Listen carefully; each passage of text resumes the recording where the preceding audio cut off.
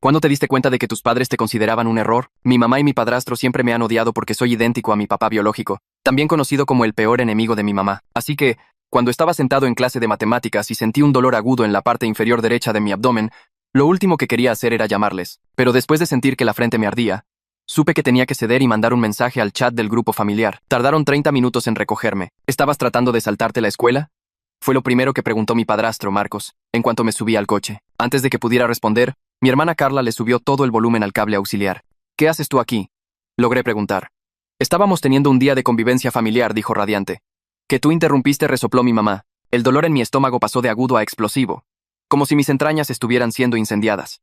Mamá se giró desde el asiento delantero, sus ojos entrecerrados como siempre lo hacía cuando me miraba. Más te vale que no estés haciendo esto para llamar la atención. Mi piel estaba gris, empapada en un sudor que no paraba de brotar.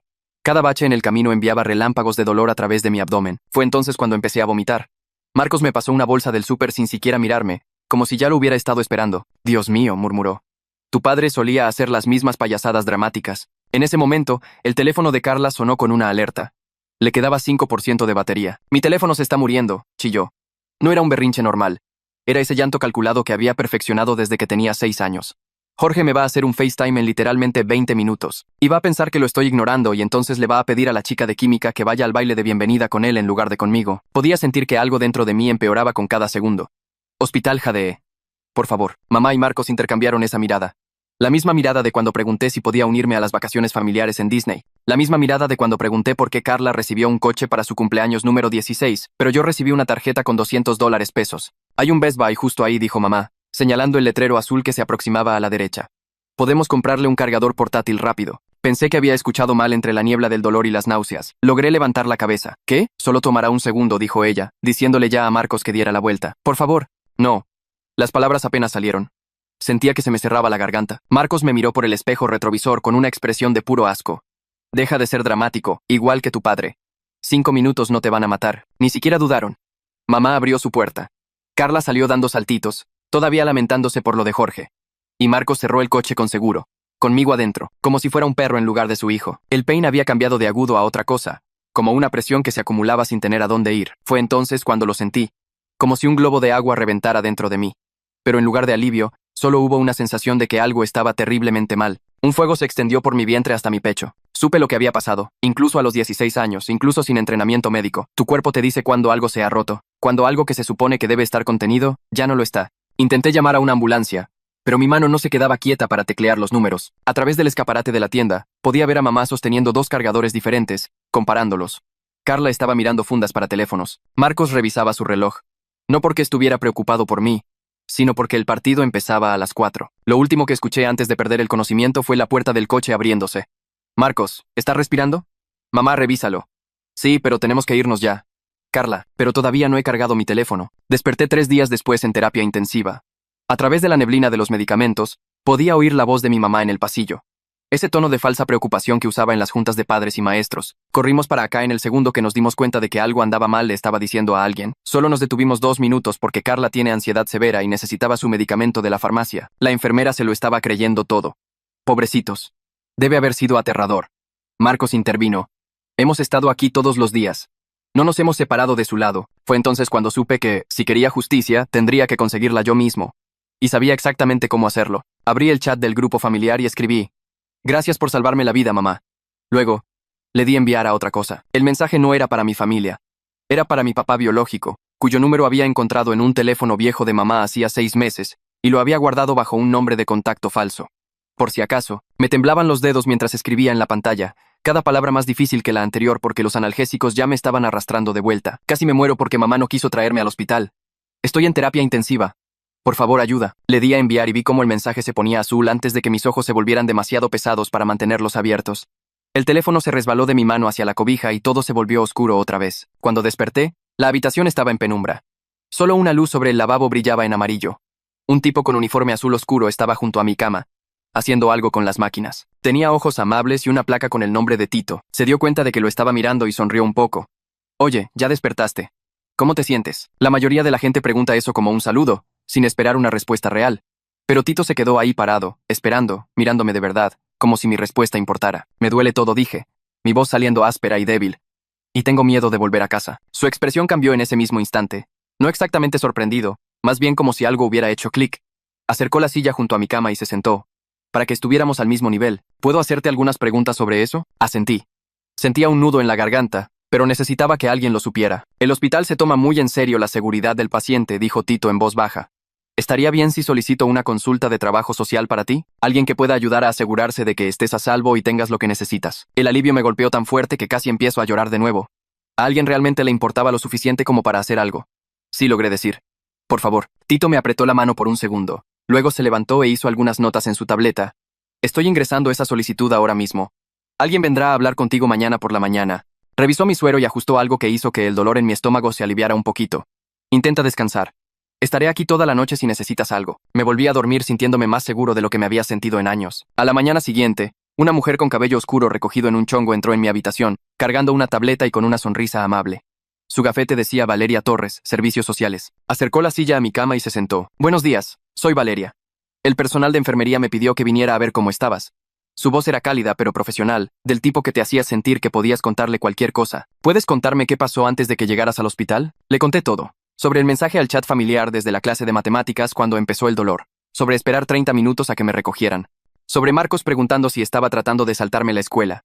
Sobre el teléfono de Carla muriéndose y mamá decidiendo parar en Best Buy a por un cargador mientras yo estaba vomitando en el asiento trasero.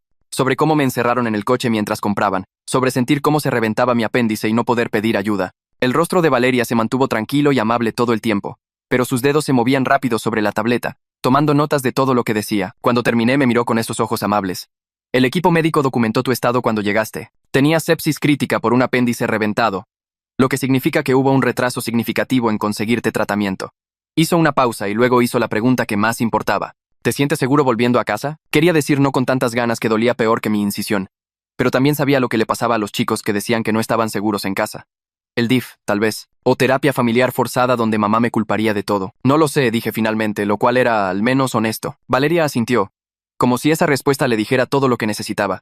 Esta información será parte de mi evaluación. Trabajaré con tu equipo médico y encontraremos el mejor plan para ti. Se levantó, pero dejó su tarjeta de presentación en la mesa junto a mi cama. Si necesitas algo o recuerdas algo más que quieras contarme, puedes llamar a ese número en cualquier momento. Después de que se fue, tomé mi teléfono para ver la hora. Fue entonces cuando vi la notificación. Un mensaje de texto del contacto que había guardado como David, papá, el nombre falso que le había puesto a mi papá biológico. Ya voy para allá. Estoy a 2 estados de distancia, pero llegaré mañana por la mañana. ¿Estás bien? Por favor, dime que estás bien. Empecé a llorar antes de poder detenerme.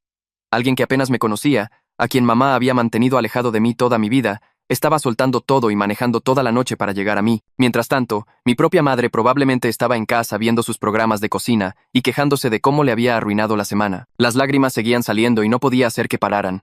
Una enfermera diferente entró a revisarme y me preguntó si tenía dolor. Solo negué con la cabeza. Porque, ¿cómo podría explicar que eran lágrimas de alivio? Del tipo que llega cuando te das cuenta de que no estás tan solo como pensabas. Esa tarde, oí la voz de mamá en el pasillo antes de verla. Ese tono falso y dulce que usaba con los maestros y los doctores. El que hacía que todos pensaran que era la madre del año. La voz más grave de Marcos retumbó algo que no pude entender. Luego entraron, con Carla detrás de ellos. Sus ojos pegados al teléfono, como siempre. Mamá tenía puesta su cara de madre preocupada. Las cejas juntas y la boca hacia abajo.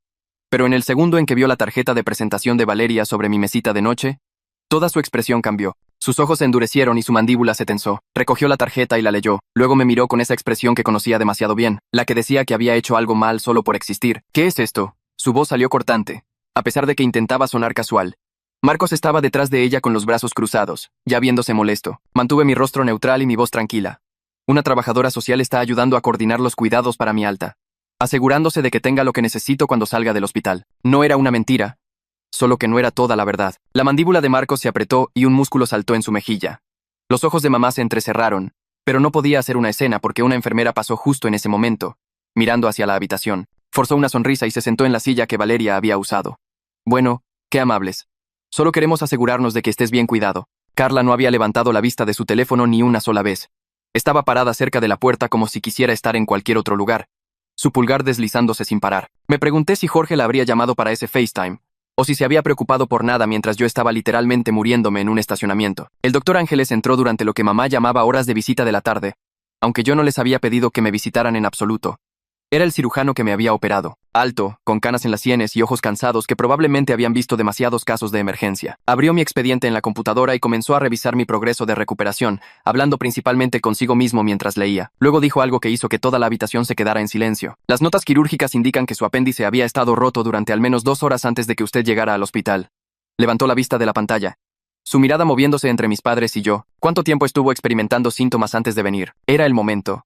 El momento que había estado esperando desde que desperté y escuché a mamá mentirle a las enfermeras en el pasillo. Mantuve mi voz calmada y clara, asegurándome de que cada palabra saliera bien. Les mandé un mensaje desde la escuela cuando empezó el dolor. Tardaron 30 minutos en recogerme. Luego pedí ir al hospital, pero primero nos detuvimos en Best Buy para que Carla pudiera comprar un cargador de teléfono. Me encerraron en el coche mientras compraban. Fue entonces cuando se me reventó el apéndice. Observé la cara de mamá mientras hablaba. Vi cómo se le iba el color. Y luego regresaba, rojo y furioso. Las manos de Marcos se convirtieron en puños a sus costados. Carla finalmente levantó la vista de su teléfono, con los ojos muy abiertos. La expresión del Dr. Ángeles se mantuvo profesionalmente neutral, pero algo cambió en sus ojos. Hizo notas adicionales en mi expediente. Sus dedos tecleando en el teclado durante un largo rato. Estaré coordinando con servicios sociales con respecto a su caso, dijo, todavía escribiendo. Luego se fue sin decir nada más a mis padres. El silencio después de que salió se sentía como algo vivo, pesado y peligroso. Mamá abrió la boca como si fuera a decir algo, pero otra enfermera entró a tomar mis signos vitales. Marcos agarró a mamá del brazo y la jaló hacia la puerta, murmurando algo sobre ir por un café. Carla lo siguió sin decir palabra. Pero justo antes de irse me miró. Por solo un segundo, su cara se veía diferente. Culpable, tal vez. O asustada. Luego se fue, y yo estaba solo de nuevo. Con las máquinas pitando y mi corazón latiendo con fuerza. Y con el conocimiento de que acababa de poner algo en marcha. Algo que no podía detenerse. Las máquinas pitaban a su ritmo constante mientras yo miraba los azulejos del techo y contaba los pequeños agujeros en cada cuadrado. Sentía todo el cuerpo pesado por los medicamentos que goteaban por mi suero, pero mi cerebro no se apagaba. Alrededor de las 9 de la noche, Tito regresó a su turno y pasó por mi habitación para revisar mis signos vitales. Se movía silenciosamente alrededor de la cama, ajustando cosas y escribiendo notas en su tableta. Cuando terminó, acercó la silla que Valeria había usado y se sentó, como si tuviera algo importante que decir. Me dijo que había hablado con las otras enfermeras y los doctores, y que todos habían puesto notas en mi expediente sobre el retraso en llevarme al hospital. Dijo que el personal de urgencias había documentado mi estado cuando llegué, lo grave que era la infección, lo cerca que estuve de morir. Su voz se mantuvo tranquila y profesional, pero sus ojos se veían tristes cuando dijo que varias personas estaban preocupadas por lo que me pasó. Explicó que en casos como el mío, donde había dudas sobre cómo un niño resultaba herido, el personal del hospital prestaba atención y anotaba todo. Luego dijo algo que me hizo un nudo en la garganta. Me dijo que ahora tenía gente que me cuidaba. Gente a la que le importaba asegurarse de que estuviera a salvo. Dijo que eso importaba más de lo que probablemente me daba cuenta. Y me apretó el hombro suavemente antes de regresar a la estación de enfermeras. No dormí mucho esa noche. Cada vez que cerraba los ojos, veía a mamá comparando cargadores de teléfono mientras mi apéndice se reventaba. Seguí revisando mi teléfono para ver si mi papá biológico había respondido de nuevo. Pero no había nada nuevo. Una parte de mí se preguntaba si realmente vendría. O si decidiría que no valía la pena el problema. Justo como mamá siempre decía, la mañana llegó lentamente. El cielo fuera de mi ventana pasando de negro a gris y a un azul pálido. Alrededor de las 7, una enfermera me trajo el desayuno, que no pude comer porque mi estómago todavía estaba revuelto por la cirugía. Estaba picoteando un pan tostado simple cuando oí voces en el pasillo. Y entonces, la puerta se abrió. El hombre que entró era alto. Quizás casi 1,90 m. Con cabello oscuro que tenía algunas canas a los lados. Se veía agotado, como si hubiera estado manejando toda la noche sin parar. Y su ropa estaba arrugada. Pero su cara era como verme en un espejo 20 años en el futuro. La misma nariz, la misma mandíbula, los mismos ojos oscuros que mamá siempre decía que le daban asco mirar. Se detuvo justo al cruzar la puerta y me miró fijamente. Sus ojos se humedecieron. Luego cruzó la habitación en 3 largas zancadas y me abrazó con cuidado, sus brazos rodeándome pero evitando todos los tubos y cables. Su voz se quebró cuando preguntó si estaba realmente bien, y no pude responder porque yo también estaba llorando demasiado. Olía a café y a carretera, y sus manos temblaban cuando se apartó para mirarme la cara. Siguió diciendo que lo sentía, una y otra vez. Sentía no haber estado allí. Sentía no haber sabido lo mal que estaban las cosas. Sentía haber dejado pasar tanto tiempo. Hablamos durante casi 2 horas seguidas. Acercó la silla justo al lado de mi cama y me tomó la mano mientras me explicaba todo. Me contó cómo él y mamá se habían conocido en la universidad. Cómo las cosas se desmoronaron después de que yo nací. Cómo ella lo culpaba de todo lo malo en su vida. Dijo que ella había pedido la custodia completa y le había dicho al juez que él era peligroso, que la había lastimado. Puras mentiras que él no pudo probar que eran falsas. El tribunal le dio la custodia a ella, y él obtuvo visitas supervisadas una vez al mes. Pero entonces ella se mudó a 3 estados de distancia sin decirle. Para cuando descubrió dónde nos habíamos ido, ella había presentado papeles diciendo que él me había abandonado. Y el nuevo tribunal le quitó sus derechos. Pero aquí está la cosa que hizo que mi pecho sintiera que se estaba hundiendo. Sacó su teléfono y me mostró estados de cuenta bancarios que se remontaban a 16 años. Cada mes, había enviado pagos de manutención. No directamente a mamá, sino a través del sistema estatal que se suponía que debía reenviar el dinero. Cada mes, durante toda mi vida, él había estado enviando dinero que mamá me dijo que nunca pagó. Ella le había comprado un coche a Carla con dinero que se suponía era para mí. Había tomado vacaciones familiares y me había dejado en casa, con dinero que se suponía que era para alimentarme. Miré esos estados de cuenta, y me di cuenta de que toda mi vida se había construido sobre mentiras. Me mostró cartas también, docenas de ellas, que había enviado a la dirección de mamá pidiendo verme. Ella nunca respondió a una sola. Había contratado abogados 2 veces para tratar de recuperar los derechos de visita, pero sin pruebas de las mentiras, los tribunales no lo ayudaron. Dijo que encontrarme había sido como encontrar una parte de sí mismo que pensaba que se había ido para siempre. Valeria regresó a media mañana y pidió hablar con mi papá biológico en privado. Salieron juntos y me quedé solo con mis pensamientos durante 40 minutos que parecieron horas. Podía oír sus voces en el pasillo a veces, serias y bajas. Cuando finalmente regresaron, toda la postura de mi papá había cambiado. Estaba más erguido, con la mandíbula apretada de esa manera determinada que me recordaba a cómo me había sentido yo cuando decidí decirle la verdad al doctor Ángeles. Valeria se sentó y explicó con su voz tranquila y profesional que ella y mi papá habían discutido opciones para mi situación de vivienda después del alta. Dijo que, dadas las preocupaciones documentadas sobre el retraso en mi atención médica y las preguntas sobre mi seguridad en casa, ella recomendaba que no regresara a la casa de mamá de inmediato. Mi papá había aceptado quedarse en la ciudad, y ella iba a arreglar que él fuera mi tutor temporal durante mi recuperación. Usó palabras como evaluación del hogar, el DIF, desarrollo integral de la familia, en lugar de CPS, y tribunal familiar, y cada una se sentía como otro ladrillo en el muro que estaba construyendo entre mamá y yo. Valeria dijo que un investigador del DIF necesitaría visitar la casa de mamá y entrevistar a todos, y que ese proceso llevaría algún tiempo. Prometió que se aseguraría de que yo estuviera a salvo mientras todo se resolvía, y la forma en que lo dijo me hizo creerle. Mi papá extendió la mano y tomó la mía de nuevo, y me agarré fuerte. Mamá apareció en las horas de visita de la tarde y encontró a mi papá biológico sentado junto a mi cama. Vi su cara pasar por unas 5 expresiones diferentes en 2 segundos. Sorpresa, luego ira, luego esa mirada falsamente agradable que usaba cuando había otras personas mirando. ¿Qué estás haciendo aquí?, preguntó con esa voz dulce que no coincidía en nada con sus ojos. Mi papá se puso de pie, visitando a mi hijo. La expresión agradable de mamá se quebró. Empezó a gritar sobre cómo él no tenía derechos, cómo me había abandonado, cómo se atrevía a aparecer ahora. La voz de mi papá se mantuvo nivelada cuando señaló que había estado pagando manutención durante 16 años y que tenía estados de cuenta bancarios para probarlo. La cara de mamá se puso roja y gritó que era un mentiroso, que los tribunales le habían quitado sus derechos, que llamaría a seguridad. 2 guardias de seguridad aparecieron entonces, pero no para sacar a mi papá. Les pidieron a ambos que fueran a una sala de conferencias privada para discutir las cosas lejos de las áreas de pacientes. Mamá parecía que quería discutir, pero los guardias no estaban preguntando. Escoltaron a mis 2 padres fuera, dejándome solo con Marcos y Carla. El silencio se sentía espeso e incómodo. Marcos estaba junto a la ventana con los brazos cruzados, sin mirarme. Carla se quedó cerca de la puerta, su pulgar deslizándose en su teléfono como siempre. Pero entonces ella levantó la vista y nuestras miradas se encontraron por un segundo. Lo siento, dijo, su voz saliendo baja y pequeña. No levantó la vista de su teléfono cuando lo dijo, y yo no sabía si se refería a lo siento por la parada en Best Buy, o lo siento por 16 años de ver cómo me trataban como basura. Quizás ambos, quizás ninguno. Marcos no dijo nada en absoluto. Pasaron 3 días lentamente.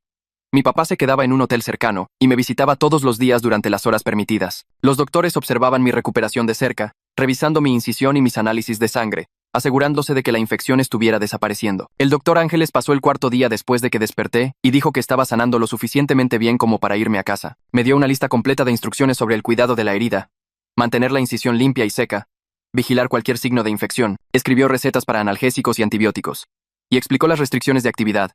Nada de levantar objetos pesados, nada de correr o saltar, nada de clase de deportes durante al menos 4 semanas. También habló sobre la dieta, comenzar con comidas pequeñas y blandas e ir añadiendo alimentos poco a poco. Entonces apareció Valeria con los papeles del alta y un plan. Lo había arreglado todo con mi papá y el departamento de trabajo social del hospital.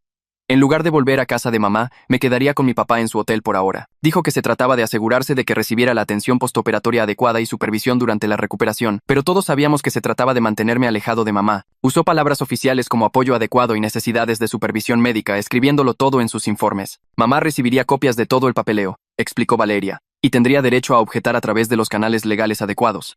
Pero por ahora, esto era lo que estaba sucediendo. Mamá objetó, ruidosa e inmediatamente. Apareció mientras me estaba vistiendo para irme y comenzó a amenazar con acciones legales. Dijo que mi papá no tenía derechos de custodia, que demandaría al hospital, que llamaría a la policía. Mi papá se mantuvo completamente tranquilo mientras ella gritaba. Su voz salió firme y razonable cuando señaló que había estado pagando manutención durante 16 años sin ninguna visita, que tenía preocupaciones legítimas sobre mi seguridad basadas en lo que sucedió.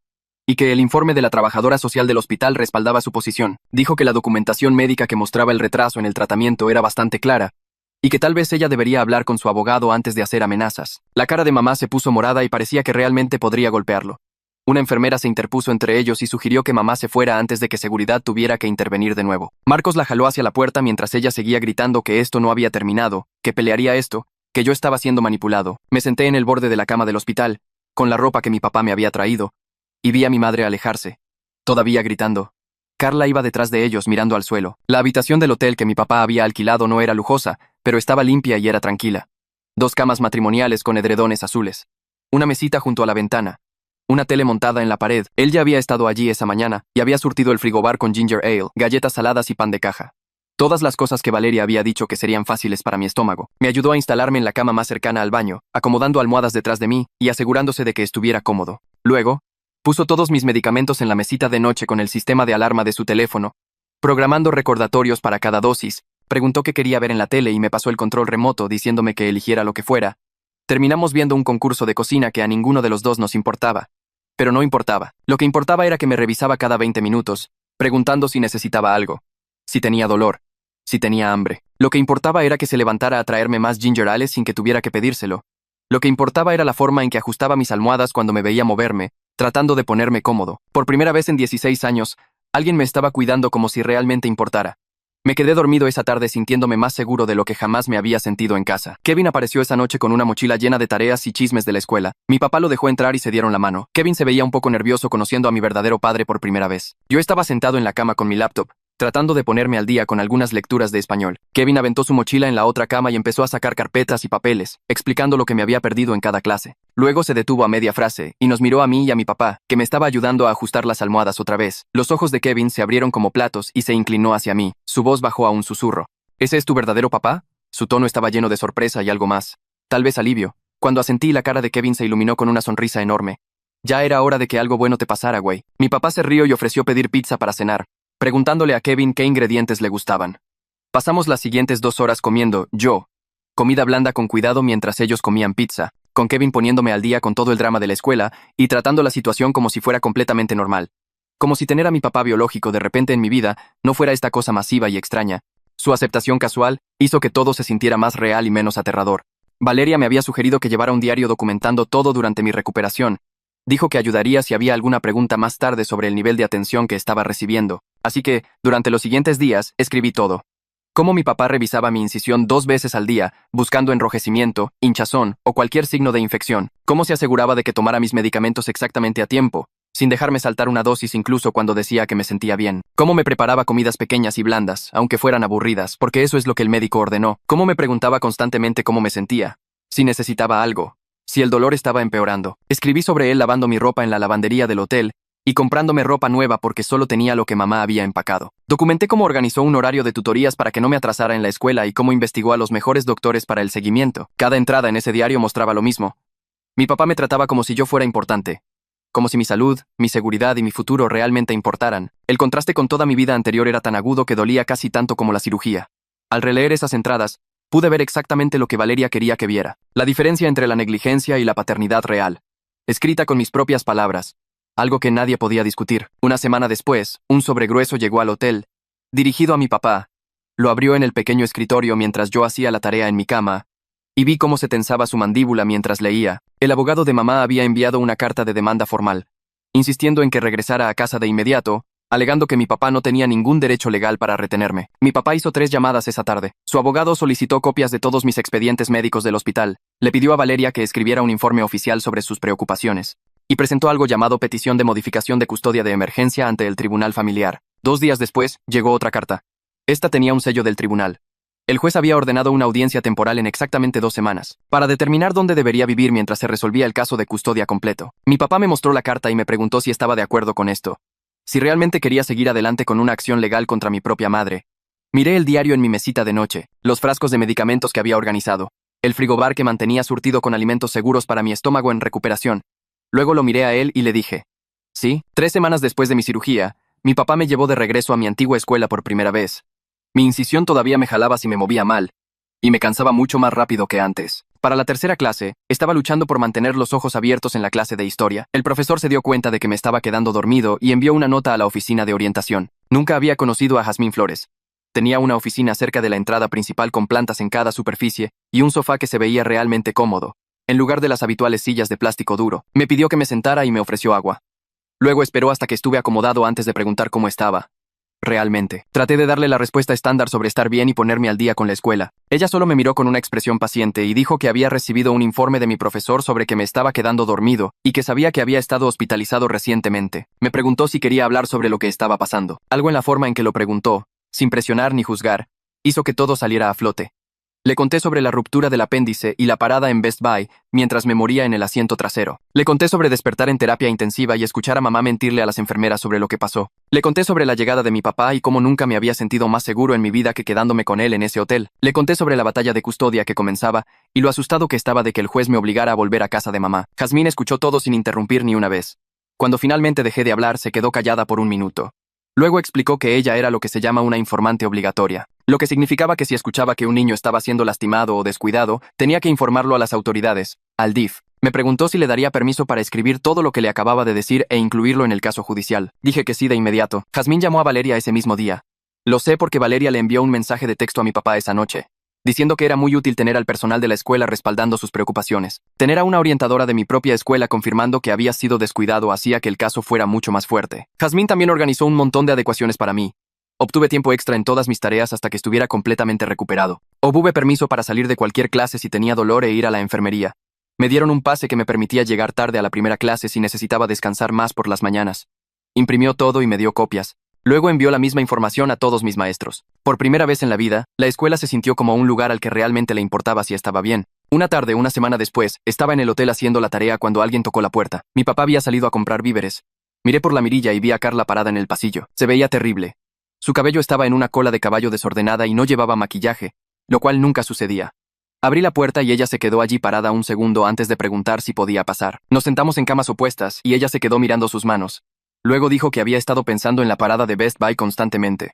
Como todos los días desde que pasó, dijo que seguía viéndome en el asiento trasero, poniéndome gris, mientras ella lloraba por la carga de su teléfono. Dijo que se dio cuenta de que yo podría haberme muerto de verdad mientras ella miraba fundas para celular. Me miró con los ojos rojos y preguntó, ¿me odias? No supe cómo responder a eso. Una parte de mí quería decir sí, hacerla sentir tan mal como yo me había sentido toda mi vida. Pero otra parte de mí sabía que tenía 17 años y había sido criada por los mismos padres que le enseñaron que sus problemas importaban más que mi vida. Le dije a Carla que estaba enojado con todos ellos. Con ella por ser tan egoísta. Con mamá por odiarme. Con Marcos por tratarme como basura. Pero también le dije que entendía que ella era solo una niña, que había sido criada en un ambiente realmente jodido. Dije que mamá y Marcos habían pasado nuestras vidas enteras enseñándole que ella era más importante que yo. Así que, por supuesto, ella se lo creyó. Eso no era totalmente su culpa. Carla empezó a llorar. Pero no era su llanto falso y dramático de siempre. Eran lágrimas reales que le manchaban la cara y le hacían moquear la nariz. Dijo que quería decir la verdad sobre lo que pasó si eso ayudaba a mi caso. Dijo que testificaría en el tribunal sobre la parada en Best Buy. Y sobre cómo mamá y Marcos siempre me habían tratado diferente. Yo solo asentí, porque no confiaba en mí mismo para decir nada más. Unos días después, mi papá me llevó a una cita de seguimiento con el doctor Ángeles. El hospital era el mismo edificio donde casi me muero, y caminar por esas puertas hizo que se me revolviera el estómago. Pero el doctor Ángeles fue muy amable al revisar mi incisión. Dijo que estaba sanando bien, sin signos de infección. Luego me hizo subir a una báscula y su expresión cambió. Preguntó cuánto pesaba antes de la cirugía. Cuando le dije, escribió algo en mi expediente y dijo que estaba bajo de peso para mi altura y edad. Hizo otras revisiones, mirando mi piel y mis uñas, y haciendo preguntas sobre cómo había estado durmiendo. Luego dijo que mostraba signos de estrés crónico y desnutrición. Añadió todo esto a mi expediente médico y mencionó que se incluiría en los informes que iban al tribunal. Mi papá preguntó si había algo específico que debiéramos hacer. El doctor Ángeles nos dio un plan de comidas y algunos suplementos vitamínicos. Programó otro seguimiento en 6 semanas. La investigadora del DIF apareció en casa de mamá un martes por la tarde. Lo sé porque Carla me mandó un mensaje justo después de que pasó. La investigadora era una mujer que entrevistó a cada miembro de la familia por separado, en habitaciones diferentes. Habló con mamá primero, luego con Marcos, luego con Carla. Carla dijo que la investigadora hizo preguntas muy específicas sobre el día que fui al hospital. Preguntó exactamente cuánto tiempo nos detuvimos en Best Buy. Preguntó si se habían dado cuenta de que estaba gravemente enfermo. Preguntó cómo me trataban usualmente mamá y Marcos en comparación con Carla. Carla le contó todo, describió la parada en Best Buy en detalle, incluyendo la parte en la que yo estaba vomitando en el coche, y ellos aún así se fueron de compras. Habló de cómo yo recibí una tarjeta con $200 para mi cumpleaños, mientras ella recibió un coche. Explicó cómo mamá y Marcos siempre actuaban como si yo fuera una carga y ella la favorita. La investigadora tomó notas de todo. Su informe llegó una semana después. Decía que yo había experimentado negligencia médica que pudo haber resultado en la muerte. Decía que había un patrón claro de abuso emocional y trato diferencial. Recomendaba que no regresara a la casa de mamá. Mamá me llamó directamente por primera vez desde que salí del hospital. Mi teléfono sonó mientras veía la tele con mi papá, y su nombre apareció en la pantalla. Me tembló la mano cuando contesté. Su voz también temblaba, pero no de tristeza. Estaba furiosa. Dijo que estaba destruyendo a la familia y poniendo a Carla en mi contra. Dijo que era un egoísta y un manipulador, igual que mi padre. Me llamó malagradecido. Después de todo lo que había hecho por mí, dijo que me iba a arrepentir de esto cuando el juez viera a través de mis mentiras y me mandara a casa. No le respondí nada, solo colgué y bloqueé su número. Mi papá preguntó si estaba bien. No lo estaba, pero asentí de todos modos. A la mañana siguiente, Marcos me envió un mensaje de texto. Era largo. Decía que lamentaba no haberme defendido. Afirmaba que no se dio cuenta de lo mal que se habían puesto las cosas. Dijo que debió haberme llevado al hospital de inmediato en lugar de parar en Best Buy. Dijo que esperaba que algún día pudiera perdonarlo. Mi papá estaba leyendo sobre mi hombro mientras yo miraba el mensaje. Hizo un sonido de burla y dijo: los adultos no reciben crédito por ignorar el abuso infantil. Tenía 16 años para darse cuenta de cómo te trataban. Y eligió no importarle, hasta que hubo consecuencias legales. No respondí al mensaje, solo lo borré y guardé mi teléfono. La audiencia de custodia tuvo lugar 5 semanas después, en un juzgado que olía a madera vieja y a limpiador de pisos. Mi papá y yo nos sentamos en una mesa del lado izquierdo, mientras que mamá, Marcos y su abogado se sentaron a la derecha. Carla estaba afuera en el pasillo, esperando para testificar. La jueza era una mujer con el cabello canoso recogido y apretado, y lentes para leer en una cadena. Me miró cuando el abogado de mi papá dijo mi nombre, y caminé hacia el estrado de los testigos con las piernas temblorosas. Mi incisión todavía me jalaba si me movía demasiado rápido. El abogado me pidió que describiera lo que pasó el día que fui al hospital. Y le conté todo. El dolor agudo en clase de matemáticas. El chat familiar. La espera de 30 minutos. Vomitar en el coche. Pedir ir al hospital.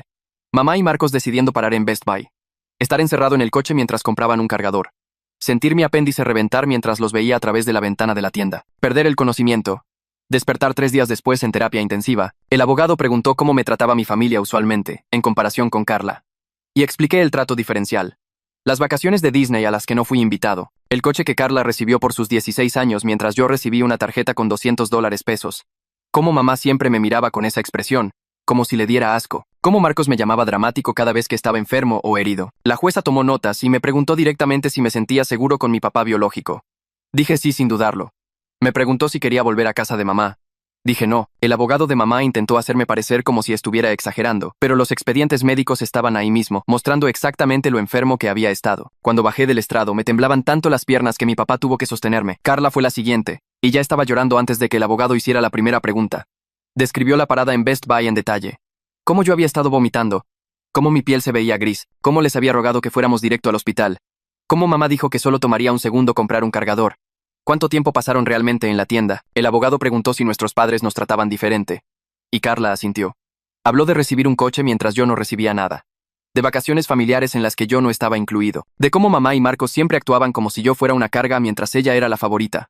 Dijo que me trataban peor porque me parecía exactamente a mi papá biológico.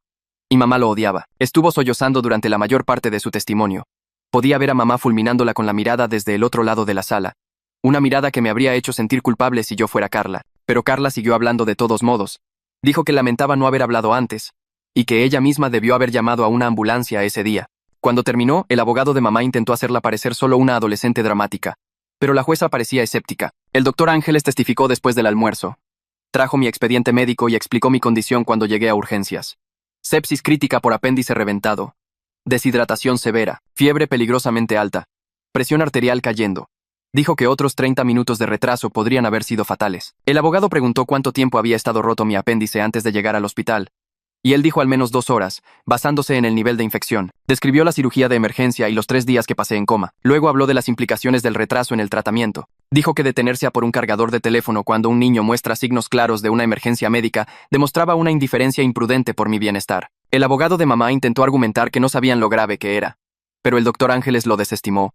Dijo que yo estaba vomitando, sudando, gris y con un dolor severo evidente. Cualquier adulto razonable habría ido directo al hospital. La jueza preguntó si había alguna justificación médica para el retraso. Y el doctor Ángeles dijo, absolutamente ninguna. Valeria testificó después. Trajo una carpeta gruesa de documentación. Explicó que el personal del hospital había expresado preocupaciones sobre el comportamiento de mi familia durante mi estancia en terapia intensiva. Cómo mamá y Marcos mintieron sobre estar allí constantemente. cuando en realidad solo me visitaron 2 veces. Cómo mintieron sobre la parada en la farmacia. Cómo yo había expresado miedo de volver a casa. Describió el contraste entre el hogar de mamá y el cuidado de mi papá durante mi recuperación. Mi papá había seguido todas las instrucciones médicas perfectamente. Revisaba mi incisión 2 veces al día, se aseguraba de que tomara los medicamentos a tiempo. Mantuvo registros detallados de mis síntomas y progreso. Me llevó a cada cita de seguimiento. Dijo que yo había ganado peso y mis marcadores de estrés habían mejorado significativamente desde que dejé la casa de mamá. El abogado preguntó por su evaluación profesional. Y Valeria dijo claramente que yo había experimentado negligencia médica que puso en peligro mi vida y abuso emocional continuo a través del trato diferencial. Recomendó que no regresara al hogar de mamá. El abogado de mamá se levantó e intentó argumentar que esto fue solo un error. Un incidente aislado de mal juicio bajo estrés. No un patrón de abuso. Pero el abogado de mi papá sacó la evidencia acumulada. Los expedientes médicos que mostraban que estaba bajo de peso y desnutrido. Los informes de la orientadora escolar sobre mi condición deteriorada. La documentación de trabajo social sobre el trato diferencial. Incluso el testimonio de Carla sobre años de favoritismo. La jueza revisó todo en silencio durante lo que pareció una eternidad. Luego habló. Dijo que la evidencia pintaba un cuadro claro de negligencia continua. Y que el incidente de Best Buy fue solo el ejemplo más dramático. Le otorgó a mi papá la custodia temporal por 6 meses. Con visitas supervisadas de mamá, ordenó terapia familiar para mamá, Marcos y Carla. Terapia individual para mí. Y otra audiencia en 6 meses para revisar la situación. Mamá se levantó tan rápido que su silla raspó ruidosamente contra el suelo. Salió sin mirarme. Y Marcos la siguió justo detrás. Carla se quedó sentada por un minuto, pareciendo perdida, antes de levantarse lentamente. Mi papá me apretó el hombro y me di cuenta de que estaba llorando. Pero no de tristeza. Lágrimas de alivio. Ese fin de semana, mi papá y yo subimos mis cosas a su coche y manejamos 2 estados de distancia hasta su casa. Nos tomó 6 horas. Paramos 2 veces para comer algo e ir al baño. Cuando nos estacionamos en la entrada, vi una pequeña casa de un piso con revestimiento blanco y un gran jardín. Mi papá me guió al interior y por el pasillo hasta el tercer dormitorio. Abrió la puerta y yo me quedé allí parado, mirando. Había una cama nueva con un edredón azul. Un escritorio con una lámpara y un vaso lleno de plumas. Un librero ya ensamblado contra una pared. Cortinas en la ventana. Un tapete en el suelo. Todo era nuevo y limpio. Y estaba preparado específicamente para mí. Nadie me había hecho un espacio así antes. Empecé a llorar de nuevo y mi papá me abrazó. Esta es tu habitación, dijo. Puedes decorarla como quieras. Haz la tuya. Ni siquiera podía hablar. Solo asentí contra su hombro. Empezar en una nueva escuela 6 semanas después de iniciado, el semestre fue raro. Todos ya tenían sus grupos de amigos y sus bromas internas. Y yo solo era el chico nuevo al azar que apareció en octubre. Pero no me importaba. Estaba tan aliviado de estar lejos de mi antigua vida que la incomodidad no me molestaba. Kevin y yo nos mandábamos mensajes todos los días.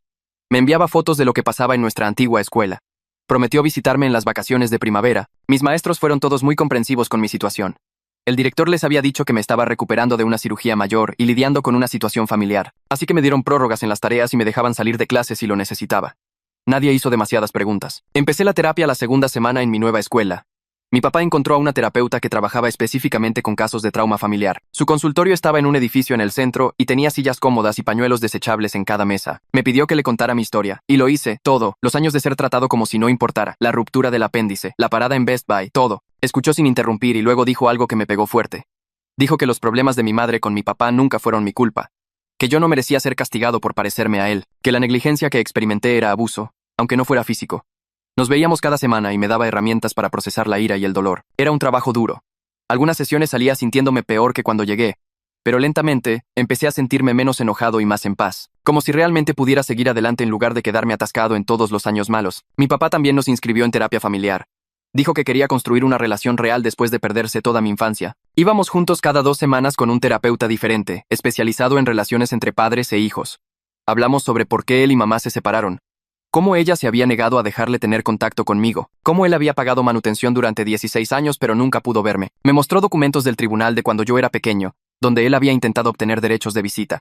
Pero mamá lo bloqueaba cada vez. Dijo que su mayor arrepentimiento era no haber luchado más duro, no haber presionado a través del sistema legal hasta que pudiera ser parte de mi vida. Yo le conté sobre crecer pensando que él no me quería. Cómo mamá siempre decía que nos había abandonado. Cómo le había creído sus mentiras durante 16 años. Ambos lloramos durante esa sesión. El terapeuta dijo que necesitábamos hacer el duelo por la relación que debimos haber tenido, mientras construíamos la que podíamos tener ahora. No iba a ser perfecto. Mi papá se había perdido toda mi infancia y éramos básicamente extraños, pero lo estaba intentando, realmente intentando, y eso importaba más de lo que podía expresar con palabras. 2 semanas antes del Día de Acción de Gracias, mi papá me preguntó si quería conocer a sus padres, mis abuelos, los que nunca supe que existían porque mamá me dijo que toda la familia de mi papá no quería saber nada de mí. Dije que sí antes de poder pensarlo demasiado. Manejaron desde 3 horas de distancia en la mañana de Acción de Gracias, y cuando se estacionaron en la entrada, vi desde la ventana cómo una pareja mayor se bajaba de un sedán azul. Mi abuela tenía el cabello canoso y lentes, y estaba llorando antes de siquiera llegar a la puerta principal. Mi abuelo era alto, como mi papá y yo, con el mismo cabello oscuro volviéndose plateado en los bordes. Mi papá abrió la puerta, y mi abuela me atrajo a un abrazo tan fuerte que apenas podía respirar. Seguía diciendo mi nombre una y otra vez y tocándome la cara, como si necesitara asegurarse de que era real. Mi abuelo me abrazó después y sus manos temblaban. Entraron, y mi abuela inmediatamente comenzó a sacar álbumes de fotos de una bolsa de lona que había traído. Los extendió sobre la mesa de centro y señaló fotos de mi papá cuando era niño. El parecido era una locura, los mismos ojos, la misma sonrisa, la misma forma de pararse con las manos en los bolsillos. Me mostró a mi papá a mi edad.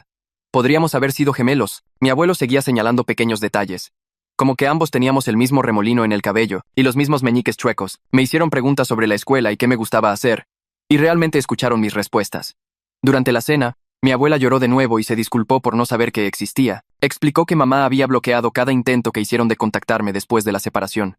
Habían enviado tarjetas de cumpleaños y regalos de Navidad durante años, pero todo era devuelto. Intentaron obtener derechos de visita legales, pero el abogado de mamá seguía bloqueándolo. La cara de mi abuelo se puso roja cuando habló de lo que pasó con mi apéndice. Quería saber por qué nadie había llamado a la policía o presentado cargos. Mi papá explicó que el proceso legal era complicado y que ponerme a salvo era la prioridad. Mi abuela dijo que deseaba haber sabido antes, para poder haber ayudado. Me hizo prometerle que la llamaría cada vez que necesitara algo. Antes de irse esa noche, mi abuelo me deslizó $2 en la mano y me dijo que me comprara algo que quisiera. Mi abuela me abrazó de nuevo y dijo que volverían para Navidad. Carla me llamó a principios de diciembre. Su nombre apareció en mi teléfono y casi no contesto.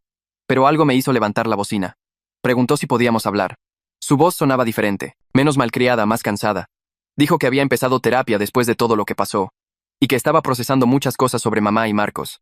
Hablamos durante más de una hora. Mencionó cosas de nuestra infancia que yo había tratado de olvidar. Cómo mamá le preparaba sus comidas favoritas, pero a mí me decía que se había acabado la despensa. Cómo ella recibía ropa nueva para la escuela, pero yo usaba la misma ropa del año pasado. Cómo la llevaban al cine, pero a mí me dejaban solo en casa. Dijo que solía pensar que era normal, porque así fue siempre. Pero su terapeuta la ayudó a ver que no estaba bien, que le habían enseñado a verme como menos importante, y ella lo había aceptado sin cuestionarlo. Lloró en el teléfono y se disculpó por la parada en Best Buy, por no alzar la voz en el coche cuando yo estaba literalmente muriéndome, por preocuparse más por su teléfono que por mi vida. No supe qué decir al principio. Le dije que no estaba listo para perdonar a mamá y a Marcos. Quizás nunca lo estaría, pero que no la odiaba a ella. Ella fue criada en la misma casa jodida que yo, solo que desde el otro lado, ella recibió el favoritismo y yo la negligencia, y ambos salimos dañados por eso. Dijo que entendía, y que no esperaba que la perdonara de inmediato. Luego me dijo que planeaba ir a la universidad, lo más lejos de casa posible. Había aplicado a escuelas en otros estados y esperaba conseguir becas. Ya no podía quedarse en esa casa, ahora que lo veía claramente. La revisión de custodia de los 6 meses se programó para finales de marzo. Mi terapeuta presentó un informe sobre mi progreso.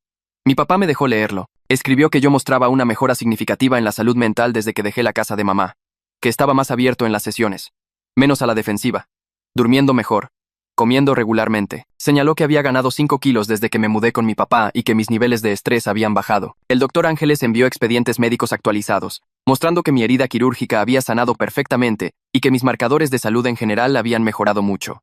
Mi presión arterial era normal ahora. Los dolores de cabeza crónicos que solía tener habían desaparecido. El abogado de mi papá armó un expediente enorme de pruebas. Vivienda estable con mi propia habitación. Asistencia escolar perfecta desde la transferencia. Boletas de calificaciones que mostraban que mis notas pasaron de 6 segundo y 7 segundo a 9 segundo y 10 segundo. Cartas de mi terapeuta, de mi orientadora escolar, incluso de mis abuelos, fotos de mi habitación y de la casa, estados de cuenta bancarios que mostraban los ingresos estables de mi papá, y los pagos de manutención que había hecho durante 16 años. Una línea de tiempo de cada cita médica y sesión de terapia desde que me mudé. La abogada de mamá tenía mucho menos con qué trabajar. Mamá había completado algunas sesiones de terapia, pero el informe de su terapeuta era bastante básico. Decía que estaba trabajando en procesar la situación de custodia, pero no mostraba mucha introspección sobre su comportamiento. No había mención de que reconociera la negligencia o asumiera la responsabilidad por la parada en Best Buy. La audiencia tuvo lugar un martes por la mañana frío a finales de marzo. Mi papá nos llevó al juzgado y mis abuelos nos encontraron en el estacionamiento. Dentro de la sala me senté en una mesa con mi papá y su abogado. Mamá se sentó al otro lado del pasillo con su abogada. Marcos estaba allí también, pero Carla no. La jueza era una mujer de unos 50 años con cabello canoso corto y lentes para leer. Revisó todos los documentos presentados primero, tomándose su tiempo con cada informe. Luego pidió escuchar testimonios. El abogado de mi papá me llamó primero, caminé al estrado y juré decir la verdad. Esta vez me sentí diferente a la audiencia temporal. Más confiado, más seguro. El abogado me pidió que describiera mi situación de vida con mi padre biológico. Expliqué que tenía mi propia habitación, que decoré como quise, que mi papá se aseguraba de que comiera 3 veces al día, tuviera ropa limpia y llegara a la escuela a tiempo, que me llevaba a todas mis citas médicas y sesiones de terapia, que me ayudaba con la tarea y me preguntaba cómo me había ido en el día, que me sentía seguro allí. El abogado preguntó por mi salud. Dije que había subido de peso y ya no tenía dolores de cabeza, que dormía toda la noche sin pesadillas. La jueza me preguntó directamente si quería regresar a la casa de mi madre. La miré directamente y dije, no. Me preguntó si estaría dispuesto a tener visitas con mamá eventualmente. Y le dije, honestamente, no lo sé. Tal vez algún día, pero no ahora. La abogada de mamá intentó hacerme preguntas sobre extrañar a mi familia y mi antigua escuela, pero yo seguía diciendo que ahora era más feliz, más saludable ahora, más seguro ahora. La jueza tomó un descanso de 15 minutos para revisar todo. Cuando regresó, dijo que había tomado una decisión. Le otorgó a mi papá la custodia legal y física completa. Dijo que, a mis 16 años, mis preferencias tenían mucho peso, y estaba claro que estaba prosperando bajo su cuidado. Señaló que mamá no había reconocido la gravedad de su negligencia, y eso le hacía pensar que podría volver a suceder. La evidencia médica del retraso en el tratamiento era realmente preocupante para ella. Dijo que yo podría tener contacto con mamá sí y cuando yo lo eligiera, pero no habría visitas forzadas. Mamá podría solicitar visitas supervisadas en el futuro, si completaba más terapia y mostraba un progreso real, pero por ahora me quedaba con mi papá, permanentemente. La cara de mamá se puso roja. Se levantó y salió antes de que la jueza terminara de hablar. Marcos se quedó en su asiento mirando al suelo. Mi papá me apretó el hombro, y mis abuelos lloraban lágrimas de felicidad detrás de nosotros. El abogado estrechó la mano de mi papá y le dijo, felicidades. Firmamos algunos papeles, y luego nos fuimos. Mamá no asistió a la parte final de la audiencia cuando la jueza firmó la orden de custodia oficial. Solo envió a su abogada. Marcos estaba allí, en la fila de atrás, pero no intentó hablarme ni siquiera mirarme. Después de que salimos del juzgado, Carla me mandó un mensaje. Dijo que mamá estaba en casa, devastada y llorando, que estaba culpando a mi papá, a los abogados, a la jueza y a todos, excepto a ella misma, que seguía diciendo que me habían puesto en su contra y que la familia de mi papá me había envenenado. Carla dijo que trató de decirle a mamá que nada de esto habría pasado si tan solo me hubiera llevado al hospital ese día. Pero mamá no quiso escucharla. Le respondí que lamentaba que tuviera que lidiar con eso, que no era su trabajo hacer que mamá viera la realidad. Carla dijo que estaba contando los días para poder irse a la universidad. Me sentí triste leyendo sus mensajes, pero no me sentí culpable. Esta fue la elección de mamá. Todo. Los años de tratarme como si no importara. La parada en Best Buy, las mentiras al personal del hospital. La negativa a aceptar cualquier responsabilidad. Podría haber arreglado esto en cualquier momento, pero eligió no hacerlo. Las vacaciones de primavera llegaron en abril y Kevin me visitó durante 4 días. Mi papá lo recogió de la estación de autobuses y Kevin me dio un abrazo enorme en el estacionamiento. No dejaba de mirar a su alrededor, como si estuviera tomando notas. Mi papá nos llevó a un parque de diversiones el primer día y nos subimos a todas las montañas rusas 2 veces. Kevin no dejaba de decir lo diferente que me veía. Más relajado. Realmente sonriendo y riendo. Dijo que en nuestra antigua escuela siempre me veía tenso y cansado, como si estuviera esperando que algo malo pasara. Ahora, me veía como un adolescente normal divirtiéndose. El segundo día solo pasamos el rato en la casa, jugando videojuegos y comiendo pizza. Kevin conoció a mis abuelos cuando pasaron a cenar. Y después, me dijo que tenía suerte de tenerlos ahora, que era genial ver a adultos a los que realmente les importaba yo. El tercer día fuimos al cine y caminamos por el centro. Kevin habló sobre cosas que pasaban en nuestra antigua escuela, y se sintió como escuchar sobre una vida diferente. Una vida que solía vivir, pero ya no. El último día, antes de que Kevin tuviera que irse, nos sentamos en mi habitación y me dijo que estaba muy contento de que las cosas hubieran salido bien, que se había preocupado por mí durante años, pero no sabía cómo ayudar. Le dije que mandarme mensajes todos los días después de la cirugía y visitarme en el hospital significó más de lo que él creía, que tener a una persona a la que realmente le importaba hizo una diferencia enorme. Mi papá llevó a Kevin de regreso a la estación de autobuses y prometimos mantenernos en contacto. Verlo irse me puso un poco triste, pero sobre todo me sentí agradecido. Agradecido de tener un amigo de verdad, agradecido de tener a mi papá y a mis abuelos, agradecido de haber salido de esa casa antes de que me destruyera por completo. Con el caso de custodia detrás de mí, empecé a ver mi boleta de calificaciones de otra manera. Mis notas habían saltado de puros 6 segundos y 7 segundos a puros 9 segundos, con algunos 10 segundos mezclados. La orientadora escolar me llamó una tarde y abrió un sitio web de búsqueda de universidades en su computadora. Me preguntó qué quería estudiar. Y me di cuenta de que nunca lo había pensado, porque la universidad se sentía como algo que le pasaba a otras personas. Pasamos 1 hora buscando escuelas a 1 hora de distancia de la casa de mi papá, comparando programas y fechas límite de becas. Imprimió una lista de 10 posibilidades y dijo que trabajaríamos juntos en las solicitudes a partir del otoño. El correo electrónico de Jazmín Flores llegó un martes por la mañana antes de la escuela. Escribió que estaba contenta de que el caso judicial terminara conmigo en un lugar seguro.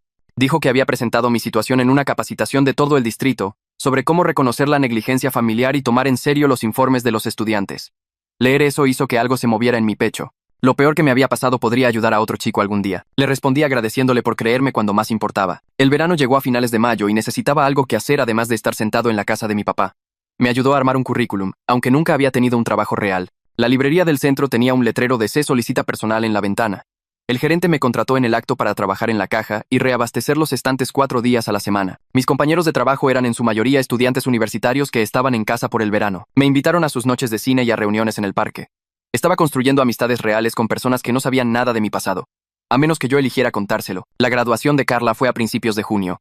Me mandó una foto de ella con su toga y birrete, parada entre mamá y Marcos. Luego envió otro mensaje diciendo que la habían aceptado en una universidad estatal a 8 horas de distancia de su casa. Su voz sonaba diferente por teléfono cuando llamó esa noche. Más ligera, de alguna manera.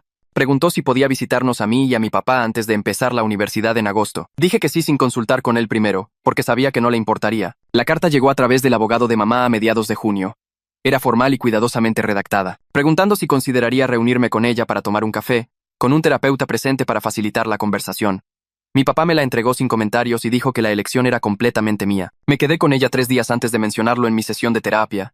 Mi terapeuta me preguntó qué esperaba ganar al ver a mamá, y no pude encontrar una respuesta. Respondí, a través del abogado de mi papá, que no estaba listo, y que tal vez nunca lo estaría. Carla apareció un sábado a finales de julio con 2 maletas y una sonrisa nerviosa. Mi papá le dio la mano en la puerta y la invitó a pasar, como si fuera cualquier visita normal. Se sentaron en la sala mientras yo preparaba sándwiches en la cocina.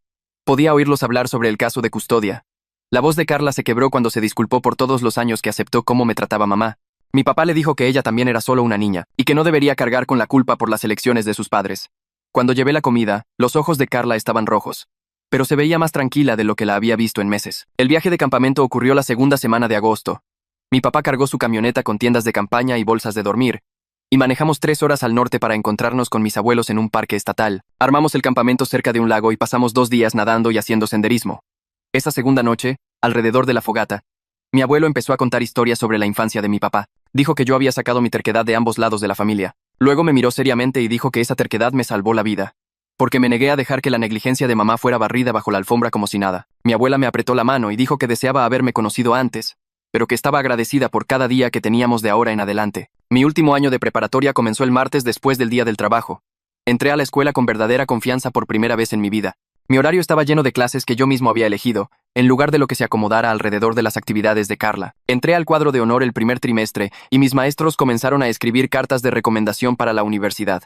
Mi terapeuta notó el cambio durante nuestra sesión de octubre. Dijo que había hecho un progreso notable durante el último año y me preguntó si quería reducir nuestras reuniones de semanales a cada 2 semanas. Acepté, porque genuinamente era feliz la mayoría de los días, en lugar de solo sobrevivir. Carla llamó desde su dormitorio universitario a finales de septiembre. Dijo que la universidad era más difícil que la prepa, pero mejor, porque nadie allí la conocía como la hija perfecta de mamá. Había empezado a ver a un terapeuta del campus 2 veces por semana. Luego preguntó si podíamos ser hermanos de verdad ahora, sin la disfunción de nuestros padres metida entre nosotros. Le dije que podíamos intentarlo, que lo decía en serio.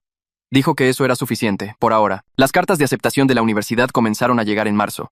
Entré en 3 escuelas cerca de mi papá con buenos paquetes de ayuda financiera. Una me ofreció suficiente dinero de beca como para que solo necesitara sacar préstamos pequeños. Llevé las cartas a casa y las extendí sobre la mesa de la cocina.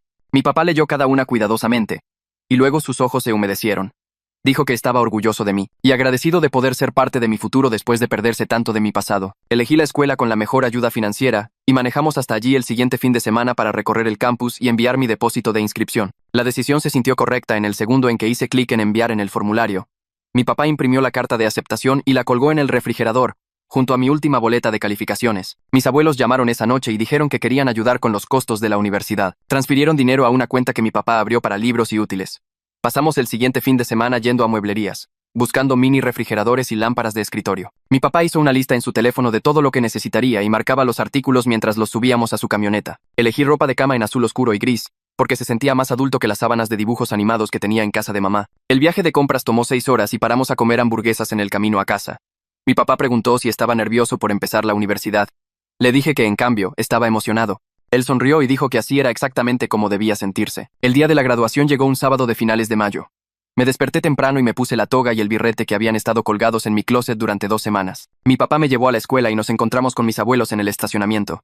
Carla apareció 20 minutos después, viéndose cansada por el viaje. Kevin nos encontró entre la multitud y me dio un choque de puños antes de irse a sentar con su familia. La ceremonia comenzó a las 10, y me senté con mi clase en sillas plegables en el campo de fútbol. Cuando dijeron mi nombre, crucé el escenario y estreché la mano del director. Podía oír a Kevin gritando desde las gradas y vi a mi papá de pie, tomando fotos. Mamá y Marcos no estaban allí, porque nunca les envié una invitación. No me sentí mal por ello. Este día pertenecía a las personas que realmente habían estado ahí para mí. Después de la ceremonia, tomamos fotos junto al letrero de la escuela y fuimos a comer a un restaurante de carnes. Mi abuela seguía tocándome el brazo, como si necesitara asegurarse de que era real. El verano comenzó el lunes después de la graduación, y me contrataron en una librería cerca de la casa de mi papá. Trabajaba 40 horas a la semana acomodando libros y en la caja registradora. Los cheques de pago iban a mi cuenta de la universidad, y veía cómo crecía el saldo cada quincena. Los fines de semana, mi papá y yo caímos en rutinas que se sentían normales, en lugar de forzadas. Los viernes por la noche pedíamos pizza y veíamos películas en el sillón. Los domingos por la mañana él hacía hot cakes con chispas de chocolate y comíamos mientras leíamos el periódico. La mayoría de las noches sacábamos a pasear a su perro por el vecindario. Estas cosas simples significaban más que cualquier gran gesto, porque eran consistentes y reales. El día de la mudanza llegó en una húmeda mañana de agosto. Mi papá subió cajas a su camioneta mientras yo hacía una última revisión de mi habitación. Manejamos 40 minutos hasta el campus y nos estacionamos afuera de mi edificio de dormitorios. Nos tomó 3 viajes subir todo a mi habitación en el segundo piso. Mi papá me ayudó a armar la cama y a acomodar mi escritorio junto a la ventana. Cuando todo estuvo desempacado, se paró en el umbral, mirando alrededor. Me abrazó y dijo que lamentaba haberse perdido tantos años, pero que estaba agradecido por cada día de ahora en adelante. Le dije que él me había salvado la vida al aparecer en ese hospital. Ambos sabíamos que era verdad. Finalmente tenía una familia real. Y un futuro por el que valía la pena vivir. Esa es mi versión de la historia. Ahora quiero escuchar la tuya, porque cada quien ve las cosas de manera diferente. Deja tus opiniones en los comentarios. Los estaré leyendo más tarde.